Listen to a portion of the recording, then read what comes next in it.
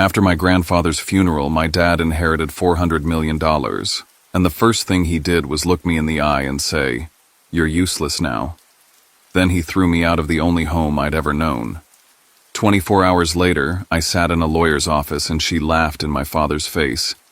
"Did you even read the will?" My dad went pale, because the will said everything he feared most. I'm about to share something close to my heart. But before I do, can you say hi in the comments? Or tell me where you're from? I love hearing how far my story can reach. It's always good to know I'm not alone in this. Thank you. And now, let me tell you everything. And if my story touches you, please hit that subscribe button. It means more than you know, because for so long, I felt invisible. My name is Jet Gray Pierce, and this is how the truth finally set me free.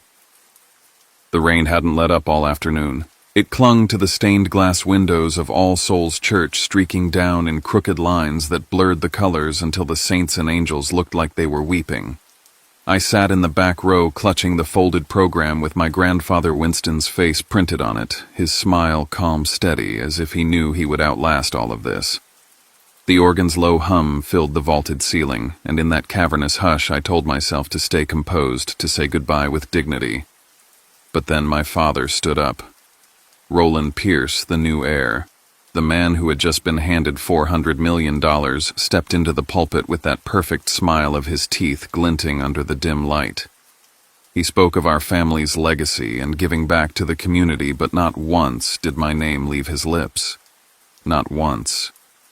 My chest tightened. I remembered Winston's hand on my shoulder years ago at the Asheville Art Market, his voice telling me wealth only matters when it flows toward the vulnerable. My father's speech hollowed those words into mockery. When the service ended, the guests crowded him, artists, entrepreneurs, and local philanthropists praising the new pillar of Asheville. I tried to thank the people who had admired Winston, but they orbited Roland now, like moths circling a flame. The Pierce mansion glowed that evening fire, roaring in the hearth, guests sipping brandy, laughter bouncing against the carved walnut walls. It should have felt warm. Instead, I felt chilled. Roland stood in the center, a monarch basking in a coronation. Marla, our old housekeeper, brushed past me quietly and whispered, "Mr. Winston locked certain things away in the library. Don't let them clear it out." Her warning lodged in my chest like a secret note slipped under a door. I slipped down the corridor to the library, only to find the handle stiff, newly locked. One of the staff shook his head. "Mr. Roland's orders." I placed my palm on the oak door anyway, silently promising my grandfather I would return the right way through proof and truth, not through desperation. When I turned, Roland was waiting for me. Gone was the polished smile. His eyes were steel. "Do you know why I didn't mention you today?" he asked. I searched for an answer, but he didn't wait. His voice cut clean. "Because you're useless, a dreamer, a burden." He leaned closer, the smell of his whiskey sharp. "By sunrise, I want you gone. Out of this house, out of my way." Something inside me cracked, but it wasn't collapse, it was the splintering of an old illusion. I carried a box of Winston's old finance books down the grand staircase, the carved banister gleaming in the firelight, each step heavier than the last. Outside, the rain lashed at the family crest etched into the stone pillars. I held the one thing my father had given me, a heavy, expensive watch, staring at it like a cuff locked around my wrist. I started the car with the box beside me.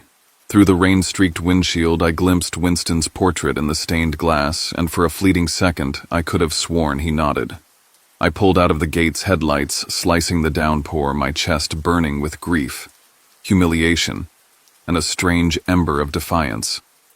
3 days later, the rain had stopped, but the air was still gray, as if the sky itself hadn't decided whether to mourn or move on. I stood inside a drafty loft apartment, downtown, brick walls, raw pipes exposed the smell of old timber seeping from the floorboards.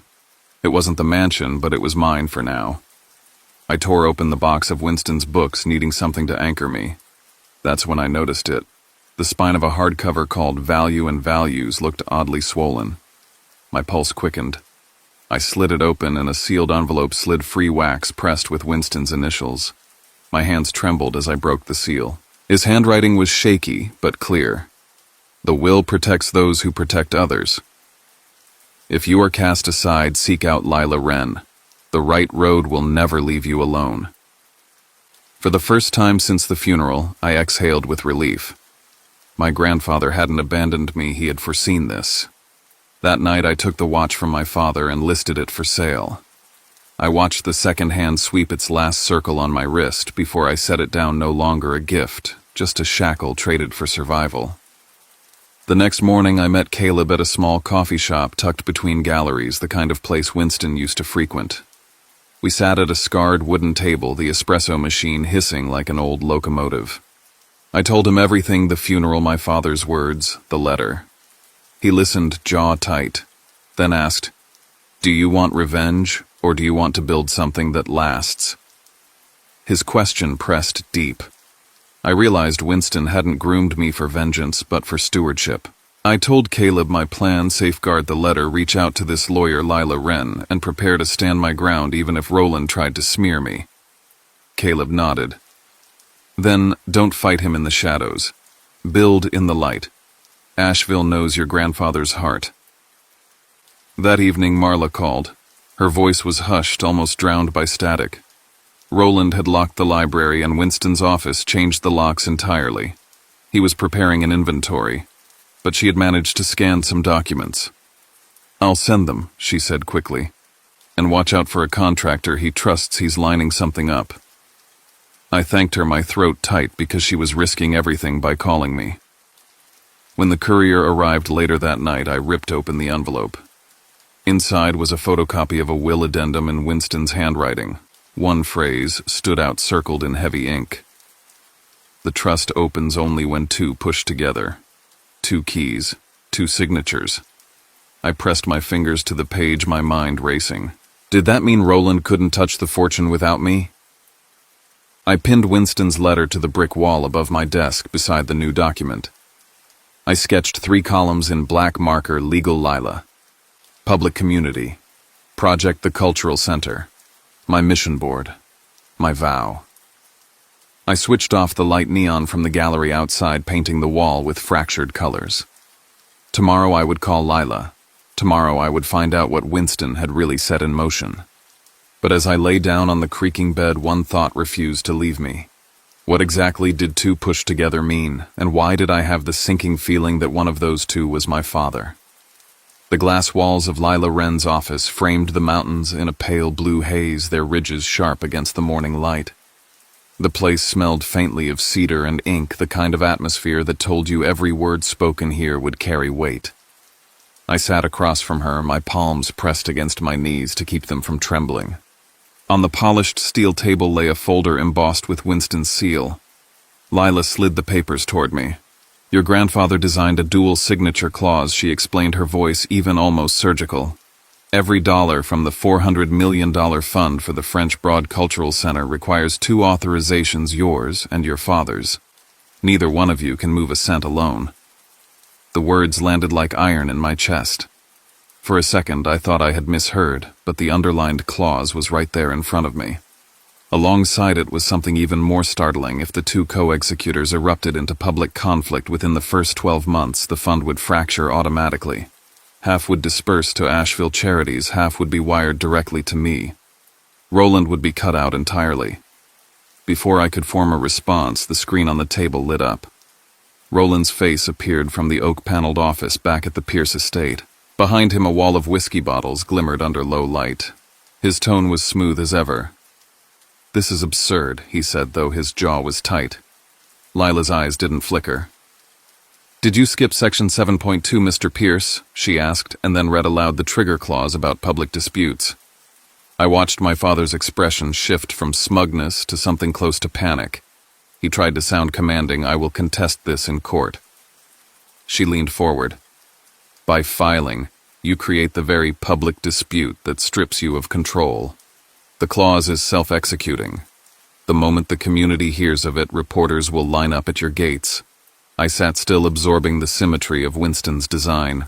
My grandfather had forced Roland into a corner where the only way to win was to cooperate, and cooperation was the last thing my father knew how to do. Then Lila pointed out another section. Note the timing. The successor had to present himself within 72 hours after the funeral. You barely made it, Jet. That was deliberate. Winston wanted to be sure you acted of your own accord. The realization settled over me with a strange calm. Winston hadn't just left me instructions. He had tested whether I was willing to claim them. And I had. I picked up the pen and signed the acknowledgement accepting my role as co-executor. The ink bled slightly into the paper, the stroke shaky but final. Remember, Lila said, fixing me with a steady gaze. This authority is not about ego. It exists to protect the people Winston cared about. Don't let anyone drag it into the mud. When the call ended, I stood to leave my mind heavy with the responsibility I had just assumed. That was when my phone buzzed. It was Marla. Her voice was low urgent. Roland's already moving. He's contacting a contractor he's used before the same one Winston marked as unreliable. He's building a maze of shell companies. Check the third subsidiary on his list. I pressed the phone tighter to my ear, staring at the Blue Ridge Mountains through the office glass. The battle had shifted. It was no longer just about law and inheritance. The fight was about the lifeblood of a project meant for the city, and it would play out on construction sites and boardrooms and across newspaper columns. I walked out, clutching the thick folder, the sun breaking weakly through retreating clouds. I knew the next move was mine. A week later, my loft walls were covered in notes, maps, and highlighted documents. The neon glow from the gallery across the street painted the papers in restless colors. Every path I traced led back to the same name, Blue Ridge Development. Winston had circled it in red years ago. Now Roland was pushing it to the front line. He arrived unannounced one evening, stepping into the loft as if he still owned every room I breathed in. He smiled faintly, the kind of smile polished at charity galas. "Blood is blood, Jet," he said, resting a hand on the back of my chair. "Why make this harder than it needs to be? Sign off on these contracts. I'll cover your living expenses. You won't have to lift a finger." I looked at him, at the suit, tailored too perfectly, at the glint of control in his eyes. "I'm not here to be on your payroll," I answered. "Open the books. Make them public. Every contract. Every line item." The smile froze. For the first time, I felt him measure me, not as a son to dominate, but as an obstacle to remove. 2 days later, we sat across from each other at his lawyer's office. The mahogany table gleamed, and on it lay the contract with Blue Ridge Development. His attorney, a man with sharp glasses and sharper tone, pushed it toward me. "It's routine," he said. "You're young. You don't understand how deals get done." I scanned the numbers, the padded costs, the vague subcontracting clauses. The smell of varnished wood mixed with the scent of manipulation. I pushed the contract back. Independent audit. Every dollar accounted for. The attorney scoffed. "This is how you repay your father, by dragging his reputation through dirt." Just then, my phone vibrated. An email from Marla. Attached was a scan of Winston's own notes, his pen strokes slashing across the company's name, "Not to be trusted." My pulse quickened. I printed the page and slid it across the table. "My grandfather warned me about this exact firm," I said. "He anticipated you, Roland." For once, my father had no ready words. The room stiffened. The attorney shifted uncomfortably, sensing the ground shifting under his feet. But Roland's counterpunch came faster than I expected. The very next morning, the local paper carried an anonymous column, "Pierce Air Sabotages Community Project for Personal Gain." The headline dripped poison. At a cafe, I heard whispers. At the grocery store, people stared longer than usual. He was weaponizing the public eye, painting me as selfish. I felt the walls closing in until Caleb stepped in. He posted an essay on his architecture blog, "Transparency is not obstruction. Jet Pierce is safeguarding the standards this community deserves." The piece struck a chord, spreading among artists and small business owners. The tide, at least partially, began to shift. People started asking whether there was more behind the headlines. That night, I drove past the construction site by the lake. Steel frames rose like ribs against the sky cranes groaning under the weight of promise. I stood in the dirt, listening to the clang of metal and the distant rush of the river, and told myself I had to hold the line. As I turned back toward my car, the phone rang again. A voice I didn't recognize, low and deliberate, whispered, "He won't stop at contracts or headlines. He's going to use dirtier methods to bring you down. Watch yourself." The call cut off. I stood there staring at the shadows stretching across the unfinished ground. The real battle hadn't even started yet. By the time a month had passed since the funeral, I had learned to keep my phone close and my answers sharper. Roland was no longer content with quiet maneuvers. He wanted to crush me under the weight of public opinion, and the first battleground was the City Hall of Asheville. The council chamber brimmed with reporters, community leaders, and curious citizens. Cameras perched on tripods pointed toward the podium where Roland stood, his silver hair glowing beneath the harsh lights. He smiled as if he owned the room. "Progress is delayed," he declared, his voice carrying across the wooden rafters. "And it is delayed because my son is fixated on power. The community suffers while he plays gatekeeper." I sat in the second row, my pulse hammering. Every head turned when I rose. The folder in my hand was worn from nights of rereading Winston's letter, folded neatly at the front. "My grandfather wrote these words," I said, steadying my voice. "Protect others first. That is the principle guiding me. This project is not mine to exploit. It belongs to Asheville, and I will safeguard it with everything I have." A ripple spread through the room. Reporters scribbled furiously, cameras flashed. For the first time, Roland's certainty seemed to falter. But the attack was not just rhetorical. At the construction site by the lake, Caleb and I found shipments of glass panels stacked behind tarps.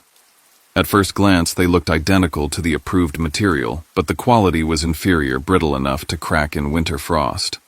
The contractor had swapped them in cutting corners and pocketing the difference. Roland's signature was buried in the paperwork. We took the evidence straight to Lila. She moved quickly, filing an injunction that blocked the contract and replaced the supplier with a local firm that met Winston's standards. Within days, word spread through town that the Pierce heir had stopped a dangerous shortcut. Wanting to build trust beyond documents, I organized a weekend workshop by the lakeside, inviting children to paint murals on temporary walls that would later line the community hall.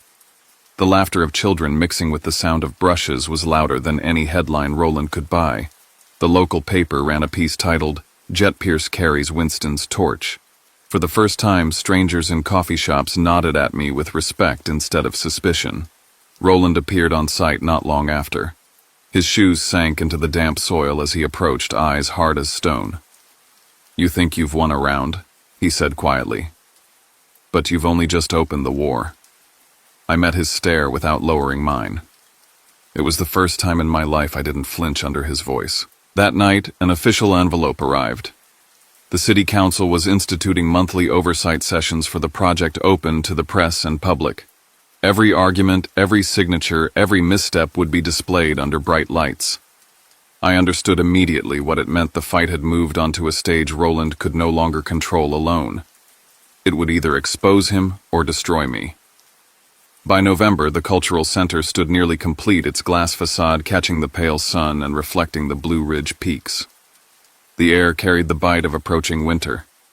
The final oversight session before the grand opening was scheduled at City Hall. The chamber was packed, cameras buzzing, anticipation heavy in the air. Roland arrived in a tailored suit, carrying a folder as though it contained divine truth. When his turn came, he spread the papers across the desk. "Evidence," he announced, "that my son has diverted funds from this project for personal gain." Gasps rolled through the room. Flashbulbs exploded. My throat tightened as I scanned the documents projected onto the screen. My name and signature stared back at me, authorizing wire transfers I had never seen. The floor seemed to shift beneath me. Then Lila rose. Calm, precise, she walked to the microphone. "These documents are fraudulent," she said. She held up the originals Winston had archived. "The signature is fabricated. Our analysis proves it." She placed the forged sheets beside the authentic records, the differences stark under the magnifier. The chamber erupted in voices. Some reporters leaned forward, eyes wide. Others whispered to one another. Roland's face flushed a dangerous shade of red. Cornered, he changed tactics. "I'm not here to fight my son," he said, his tone breaking into false humility. "I only want this center finished. He is the one who wants everything for himself." A murmur of uncertainty spread among the crowd. For a moment, doubt flickered in their eyes. Caleb stepped forward carrying a set of samples. "If we're talking about integrity," he said, "then let us look at the glass." He placed 2 panels on the table, one of the substandard material Roland had tried to slip in and one of the certified product we had secured. He held them to the light, explaining the risks the weaker glass posed to safety and cost. Reporters leaned in snapping photos. Within hours, the story traveled jet-pierced stop sabotage of Cultural Center. Roland's composure finally cracked. His voice rose, echoing off the chamber walls. He pointed at me, shouting accusations, his anger spilling into the microphones. The very spectacle Winston had predicted unfolded in front of the community public discord, undeniable, documented by every lens in the room.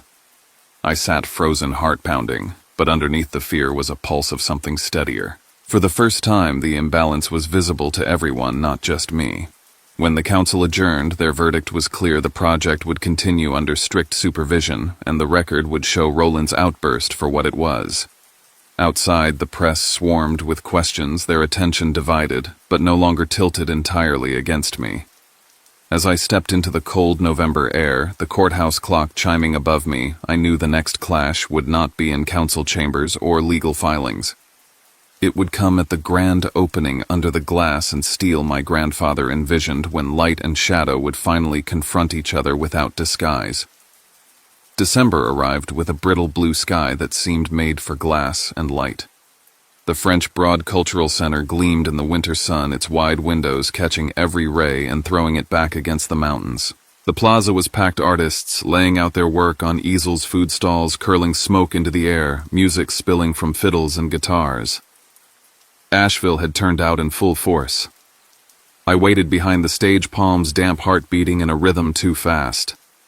Winston's words surfaced in my mind like a hand on my shoulder. Wealth means nothing unless it lifts others. The mayor finished his introduction, and before I could take a step forward, Roland strode past me. He seized the microphone with a practiced flourish. This, he proclaimed, his voice booming, is the legacy of the Pierce family. Years of work, sacrifice, and vision brought us here today. Polite applause rolled across the crowd, but it lacked warmth. I stood at the edge of the stage, watching the tightness in people's faces, the unease behind their clapping. Roland was claiming what did not belong to him. Lila moved closer, a folder tucked under her arm. Her voice was low, sharp enough to cut. "If he keeps denying you, I'll read the clause aloud right now. He knows what that means."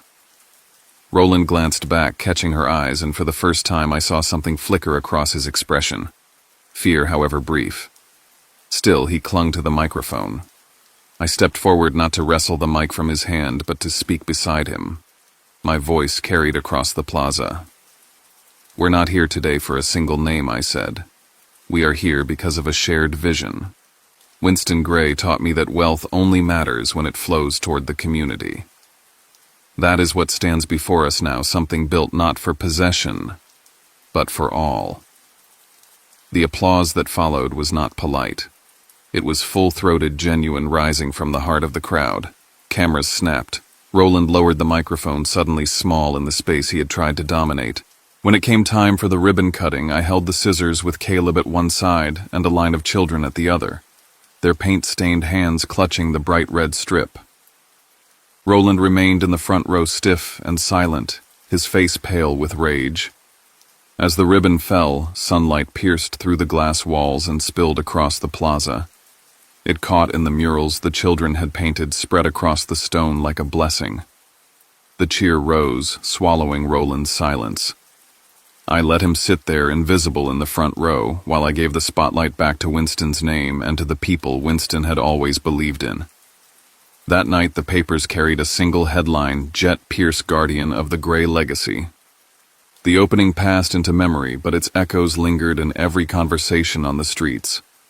Days later, Caleb's first exhibition filled the center.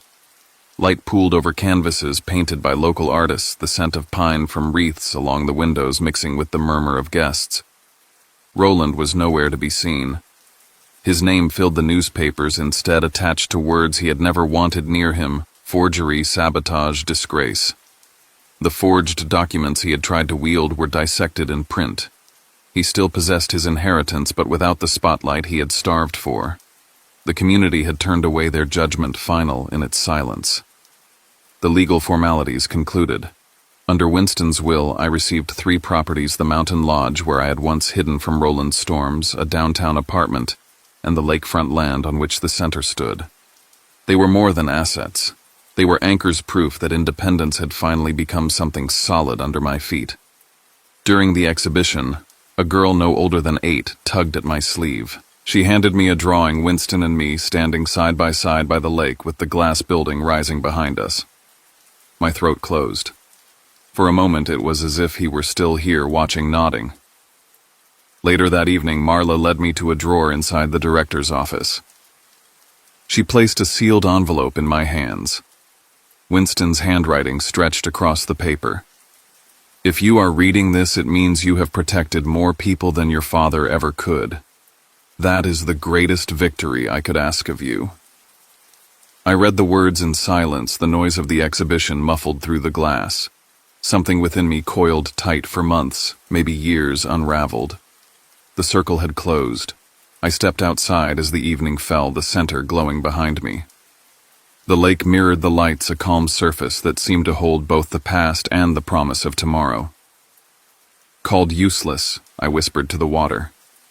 But uselessness opened a path to something real. Roland has his money. I have the legacy, and I have freedom. The anger still pulsed faintly, but I let it drift with the cold air no longer mine to carry. I left it with Roland, with his shadows. A child's laughter rang from inside the center. I looked back once, then walked down the stone path toward the lake's edge, the light catching on the water, guiding me forward. Justice had been done, but more than that, I was free. And freedom was the only inheritance I truly needed.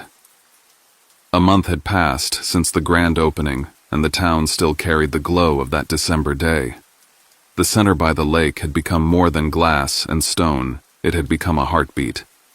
I could feel it each time I stepped through the doors. Children's laughter echoed through the halls, artists filled the walls with colors, and the community came alive in a way Winston had always envisioned. Yet in the background, like a shadow that refused to vanish, Roland lingered. He hadn't disappeared as I expected. Instead, he tried to claw his way back. I heard from reporters that he was making quiet visits to city officials, promising them donations, offering favors, hinting at new investments if they helped him push me aside. He wanted to reassert himself as the sole Pierce name tied to the center, the public face of a legacy he had already poisoned. At first, I ignored it. I wanted to believe silence would weaken him faster than confrontation. But then I received a call from a council member who had been approached. Roland had offered him money to push for a new committee that would rebrand the project, stripping my name and Winston's from the banners. It wasn't just pathetic, it was a direct insult to the memory of the man who had built all of this. Lila came to the loft that evening with a folder in her hands. He forged letters again, she said, laying down the evidence. He's desperate. But this time he went too far. There are officials willing to testify that he tried to bribe them. I sat at my desk, the weight of it pressing on my chest. I could take this to court, drag him into hearings, expose him until there was nothing left. Or I could let his schemes collapse on their own, leaving him to stew in the silence of his own undoing. For hours I wrestled with it. Every instinct screamed for me to finally cut him down. But then I remembered Winston's voice. Strength is not in how you strike back, but in what you protect. So I chose restraint. The newspapers didn't. Within a week, they ran headlines detailing Roland's attempted bribes. Photographs of him leaving the offices in anger, his face twisted, appeared across the front pages. Editorials painted him as a man consumed by envy, clinging to relevance he no longer had. The community turned away. Even the contractors he once manipulated refused to answer his calls. One evening, walking along the French Broad, I saw him sitting alone at the dock. His shoulders hunched, his reflection broken in the black water. For a moment he looked not like the tyrant who had tried to ruin me, but like a man defeated by his own hunger. I stopped a few paces away, the cold air stinging my lungs. He didn't look up. He didn't speak. He just sat there, surrounded by silence that weighed heavier than any courtroom sentence could have delivered. I walked on, leaving him to his own emptiness. For the first time, I felt no fear of him. He had gambled everything and lost the only currency he truly worshipped: attention. By spring, the center had become the heart of Asheville. Caleb organized the first major exhibition, bringing together painters, sculptors, musicians, and photographers from across the region. The halls glowed with light spilling from the glass panels, reflecting the mountains and the lake. The place no longer carried the tension of battles fought. It carried joy, discovery, and pride. I arrived early, walking through the gallery as artists pinned the last pieces. Children ran with brushes in their hands, leaving smudges of paint on their clothes. Volunteers prepared tables with food from local kitchens. There was music warming up outside. It felt alive, like the building itself breathed. At the entrance, a little girl tugged at my sleeve. She couldn't have been more than 7, her hands stained with paint. She held out a small sketchbook. On the first page was a simple drawing, Winston and me standing side by the lake, sunlight spreading across the water. Above it, in shaky letters, she had written, "Keep the light alive." My throat tightened. I knelt, thanked her, and tucked the sketchbook close to my chest. She ran back to join her friends, leaving me with the weight of something I hadn't expected, proof that the legacy wasn't mine alone to carry anymore. It was already spreading, already alive in the next generation. Later that evening, Marla found me in the director's office. She handed me an envelope she said had been discovered in Winston's old desk, tucked behind a drawer. My hands trembled as I opened it. His handwriting sprawled across the page. "If you are reading this, then you have already done more than I ever hoped. You have protected people, not wealth. That is the victory our family needed. You will be tempted to hate your father forever. Let him carry that weight alone. You, my boy, are free." Tears blurred the ink as I folded the letter. I returned to the gallery where the crowd had gathered. Music filled the halls, laughter rang, and the windows glowed against the night. Caleb caught my eye and raised a glass. Lila smiled from across the room. The community moved as one, and for the first time I felt something I hadn't felt in years: belonging. When the night wound down, I stepped outside to the terrace. The lake stretched before me, calm under the stars, reflecting the golden lights of the center. I took out my journal and wrote the final line: "Roland still has money. But I have a community that believes in me, and that is the one fortune that can never be stolen." I closed the book, breathing in the cool spring air. Behind me, the sound of voices and music lingered, proof that Winston's vision lived on.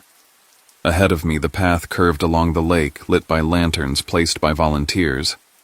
I followed it slowly, each step carrying me further from the shadow of Roland's grasp and deeper into the light that would guide everything I built from here.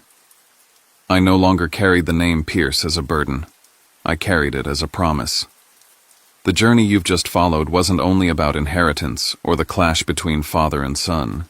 It was about something deeper: the choice between repeating the darkness of those who came before us or breaking free to build something new.